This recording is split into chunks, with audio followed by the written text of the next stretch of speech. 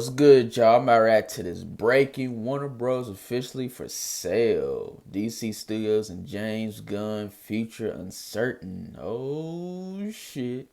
Oh man, there goes DCU. I meant to say James Gunn DCU universe. Oh snap, boy. Hopefully it goes back to Zack Snyder. Cause Zack Snyder, he did better with the DCU. I don't think James Gunn, he doing a good job with the DCU. Even though Superman was not good. Superman for me was not good for me. Like that whole movie was not doing it well for me. And plus how they gonna do Supergirl, how they had her at the ending of Superman. I'm like, nah, James Gunn DCU really gonna tear it down.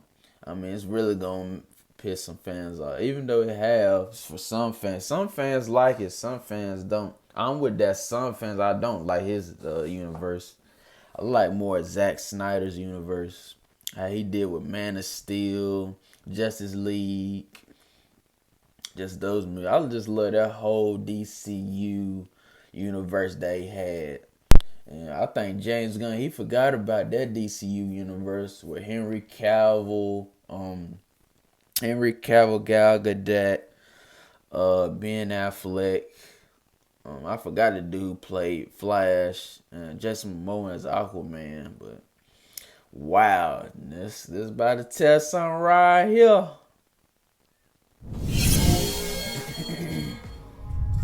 What's going on, guys? Welcome to Everything Always. My name's Michael Roman, aka All Fires. Now, after months of hearsay, apparently the rumors were true. The Hollywood Reporter was the first to break the headline, Warner Brothers Discovery is for sale after all, as multiple parties circle. We're going to break down exactly what this article says, what it means for Warner Brothers Discovery, but more specifically, and for our little corner of YouTube, what does this mean for James Gunn and the DCU? We're breaking it all down and talking about the real possibility that there could be major changes on the way. But first, if you could grab the subscribe button, thanks to everyone who's been subbing lately and helped grow the channel. And if you haven't already, I would just kindly invite you to do so. It's the number one thing you can do to support us. Plus, my analytics say about half of the people who watch the channel regularly still aren't subbed, which is no big deal. But if you want to support us, hit the sub button, leave a comment down below. That automatically enters you for the giveaways. Stick around to the end of the video. We get into all the giveaway stuff again there. Okay, so breaking today from the Hollywood Reporter under the headline, Warner Brothers Discovery is for sale after all, as multiple parties circle, they go on to say, quote, amid swirling reports of bidding interest by Paramount Global, the Warner Brothers Discovery Board of Directors says it has, quote, initiated a review of strategic alternatives to maximize shareholder value, unquote. That's the first acknowledgement of a metaphorical for sale sign hanging from the iconic WB water tower. In a press release on Tuesday morning, the Warner Brothers Discovery Board of Directors said it had received, quote, unsolicited interest, unquote, from multiple parties, and it's listening. And I know some of this jargon's about to get real technical, but stick with us for the next 30 seconds to a minute because we're going to break down what all this means for DC in just a second, but we want to get the facts on the table. Strategic options include continuing with the previously unannounced split and spin a la NBC Universal and Versant, a transaction for the entire company, or separate transactions for its Warner Brothers and or Discovery Global businesses. There's even a potential for an alternative separation structure that would enable a merger of Warner Bros. And spin-off Discovery Global to our shareholders. Basically, it's all on the table. And the CEO, Zaslav, added, quote, after receiving interest from multiple parties, we have initiated a comprehensive review of strategic alternatives to identify the best pathway forward to unlock the full value of our assets. Okay, so what does this mean in black and white brass tacks for Warner Brothers and what could happen to DC Studios? And for the record, it was only quote-unquote rumored that Paramount was trying to buy Warner Brothers over the last month or so. In fact, everybody knew about it, but this is the first day that they're acknowledging that's what they're doing. And to put this into as simple as terms as possible, they are open to basically anything. If you have enough money and a good offer and only want one part of what's going on at Warner Brothers, say specifically like DC Studios, they'd be open to that. They are trying to figure out how to make the most money, including selling the whole thing. And because DC is one small part of a big conglomerate in Warner Brothers Discovery, the same way that Marvel Studios and Marvel Entertainment are one small part of the huge conglomerate that is Disney, they're very likely not going to have much of a say in the matter, as they'll be pretty much lower down in the totem pole. Yeah, definitely. Nah, don't give it to Disney, bro. They're gonna make it. They're gonna make a musical out of that one. Just how they did with, I think, the Marvels, Joker 2. I was like, oh my God, they just making fun. Like, it's making fun, like, the whole Marvel characters and what they got going on. Like, what the hell? Like, nah, don't give it to Disney. I don't know how Disney's still making money. I really do not understand that. I don't know. I don't know about that, but nah, don't give it to Disney. Don't give DC to Disney, dude. You see what happened when they Marvel gave it to Disney? They made a whole laughing stock of Marvel. Just made a whole musical out of characters. And that's why the Marvel really going down like it is, and fans leaving dramatically. And plus, nobody ain't buying like the Disney Plus like that. I ain't gonna lie, I know I bought the Disney Plus like a while back because I just want to watch like all the older Marvel content on there and watch like the older Disney content that I really didn't grow up on. Well, even go back and watch some of the stuff that I did grow up on, but I really didn't get into that. I didn't end up canceling that because of financial issues that I had going on, but still going on right now. But man, don't give it to Disney, boy. They're gonna make that shit a musical. That's one company don't give it to. It'd be pretty cool if they gave it to like the Sony. You know how they did with Spider-Man. Shoot. Spider-Man, I don't think it ain't been one bad Spider-Man movie for me, honestly. Going over there to Sony. Just for like Tom Holland universe. I think all the Tom Holland Spider-Man movies are over to Sony. And I ain't like one bad Tom Holland Spider-Man movie whatsoever. I loved all his movies. Plus this one coming out next year, Spider-Man New Day. I'm looking forward to that movie also. But yeah, don't give it to Disney, dude. Probably Sony would be a good choice to give the DC. Probably Sony. Even Zack Snyder if he's still interested in DC. But that'd be pretty cool. As far as who's negotiating this and who's deciding how the value is made. So if you're thinking that James Gunn and his co-CEO and executive Peter Safran are going to have much control as to who they could end up working with at DC, not at all. This is going to be up to the CEO Zaslav, the board, and how they decide to divvy all this up. Meaning that the fate of DC Studios could end up in anybody's hands and or a parent company that does not see things the same way that Warner Brothers did when they appointed James Gunn and Peter Safran to the positions that they've got, and basically wants to make huge changes for how those movies are made, up to and including huge budget slashes and or changes in strategic. Somebody in the comments said right here, Disney about to add that last Infinity Stone. I ain't gonna lie, boy. They about to just demolish everything for DC and Marvel. They already did for Marvel. Well, some projects for Marvel, but man, you give them full control, they're gonna make that shit a musical. They're gonna make that shit laughs and giggles.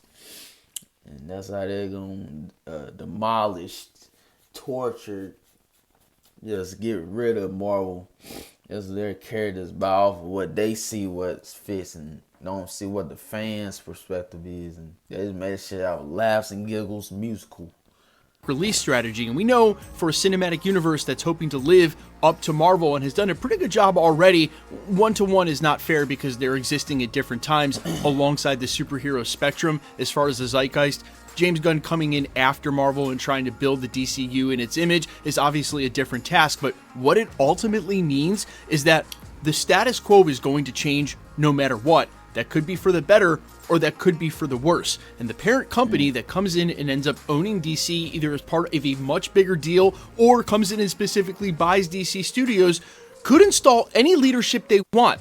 Now, do I think James Gunn and Peter Safran will be shipped out? No, not at all. In fact, that's not really the way you do that type of business. Part of the value of DC Studios right now is the fact that they're in charge and resurrecting it. And you would think that anybody coming to the table and trying to acquire that asset for the, I don't know, ungodly amount of money that it could be if it's a huge deal or just for DC Studio and the IP alone, anybody who's come to the table with that kind of money is obviously going to have a much larger strategic plan that should include keeping the guys who are in charge right now in charge. But I know I always thought it was like the main director, producer that has like all the money. Like he the multi-billionaire probably to set everything out. But me analyzing like seeing early on, like actually seeing later on, I meant to say that the companies actually own money to have all these projects coming out, not like the producer and director,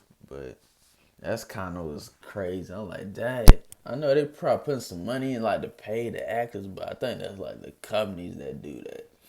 Not the director, producer, they get paid too, but I guess by the companies of how that everything situated. I really don't know too much about the movie industry, but man, right now that shit looking shady though for Marvel though. But even though for DC, I just don't like James Gunn universe of how he directing like his whole universe. Just it just ain't looking good, dude. Definitely Superman, one of my favorite all time characters ever. Like man, like I don't know what he doing with that whole universe. Like it just ain't looking good. But it is what it is. There is going to be a very small contingent of either Snyder fans or otherwise who don't think James Gunn should be in charge of the DCU. I've watched some of those videos here on YouTube. You know which content creators don't like James Gunn. You guys know that I'm a huge James Gunn stan, extremely biased. I think he's the best thing that could have happened to the DCU, and his projects like Peacemaker being as good as they are, in spite of how unpopular the IP is just proof to me that he's absolutely one of the people who should be in charge of the DCU. But again, all of this could really end up... Really? You like Peacemaker, everything with? I ain't gonna lie, I watched season 1, a little bit of season 1. I'm like, yeah, nah, dude. I can't stand comedy no more. I only feel like that works for characters for like Deadpool and Thor. Them the only two that should at least have a little funny aspect to them. Because it fits the character, honestly. That's why I like Thor Ragnarok. Thor Ragnarok was really the beginning of like how they about to push comedy into these serious, more Marvel type characters and their movies. Like, I'm like, oh shit, it's finna be the downfall. Here we go. But I actually end up liking Thor Ragnarok. That's my favorite Thor out of his whole franchise. But seeing they putting out that whole comedy aspect and like other projects, it just no man, it's not. It really don't even fit that character like Deadpool or Thor would have that type of funny humor. But yeah, man. Not mattering if whoever ends up owning DCU as a part of this merger, acquisition, or otherwise does not see things the same way. Say, only allows them to release one huge marquee movie every other year because they don't want to spend the money and the funding that it takes to sort of make these movies in the 50 to 150 and $200 million mark. Plus, let's face it, as far as the superhero discussion goes, it is harder and harder to become profitable as the amount that these movies take to make goes up, the amount of marketing goes up, but the box office draw, especially for non-absolute top-tier IP, may be seemingly waning. And when you have movies like Supergirl and Clayface coming out, as good as those films may end up proving to be, it doesn't mean they'll end up getting made in the first place if things change. I don't even see Clayface or Supergirl hitting probably 500 million. 500 million the box. I see probably Supergirl and Clayface, they hitting below that. They probably at least hitting 200. I say 200 to 300 million. I don't even see them hitting 500. And really, all these superhero movies should be hitting $1 billion. Honestly, should be up there with Avatar, Endgame, Avengers Endgame.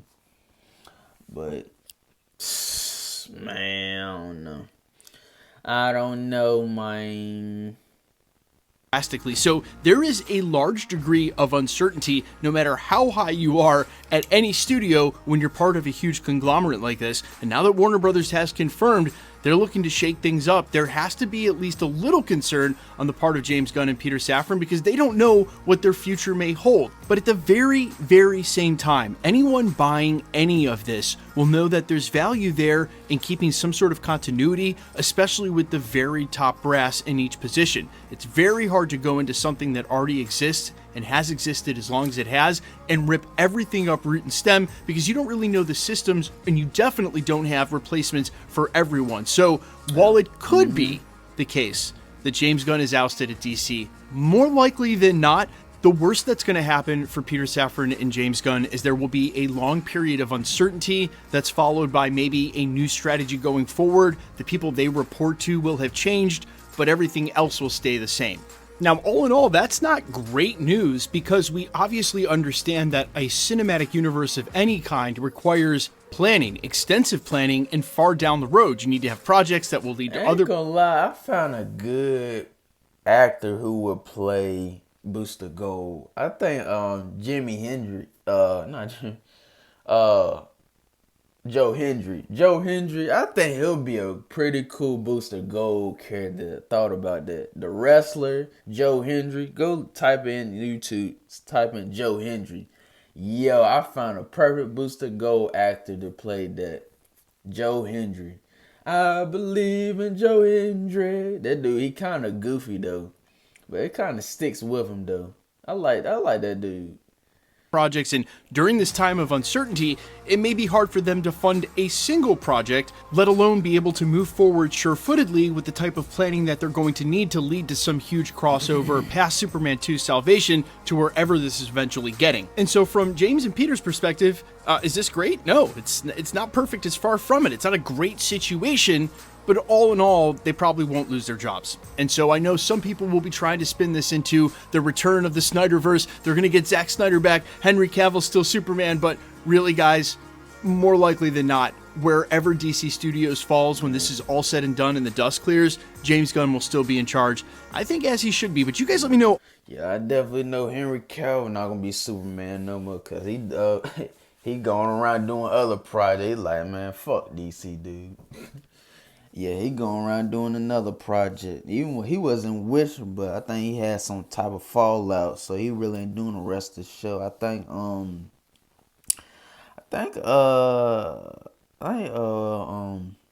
Chris Hemsworth brother, Liam Hemsworth, doing the Witcher now. So I ain't even looked at the show.